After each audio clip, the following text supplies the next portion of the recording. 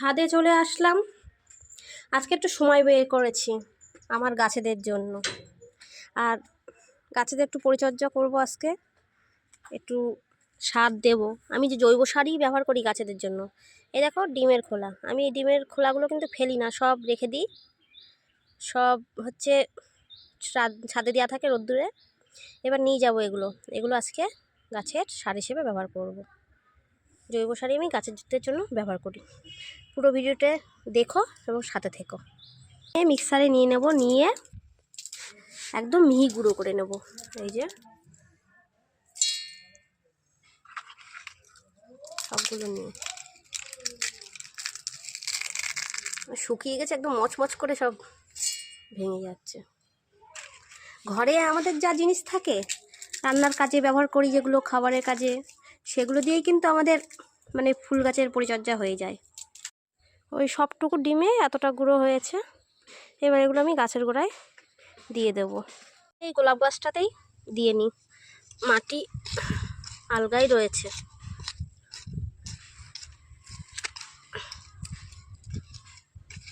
সরিয়ে দিয়ে শোনা মাটিগুলো একটু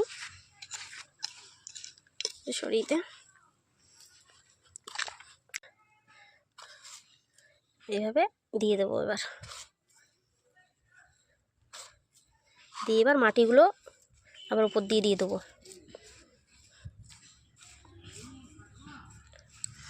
এইভাবে মাটিগুলো উপর থেকে দিয়ে দেবো।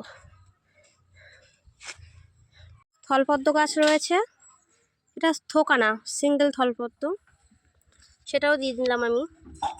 এভাবে সমস্ত গাছের গোড়ায় আমি দিয়ে নেব। আমি এক এক সময় এক একটা খাবার দিই যা ঘরে থাকে, যেমন আলুর খোসা, পেঁয়াজের খোসা ভিজিয়ে সেই জল, তারপরে কলার খোসাতে পটাশিয়াম থাকে, গাছের জন্য খুবই ভালো, মানে ফল ফুল বেশি পরিমাণে হতে সাহায্য করে। গাছেও দিয়ে নিলাম, মাটিগুলো আলগে দিলাম। ঘাস হয়েছে, এই দুদিন আগে ঘাসগুলো পরিষ্কার করা হলো। আবার প্রত্যেকটা গাছেই বিকেলবেলায় জল দেবো, এখন দেবো না।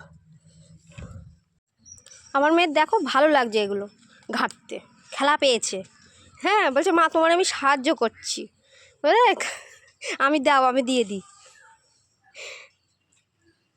সাহায্য করার নামে ঘেঁটে বেড়াচ্ছে।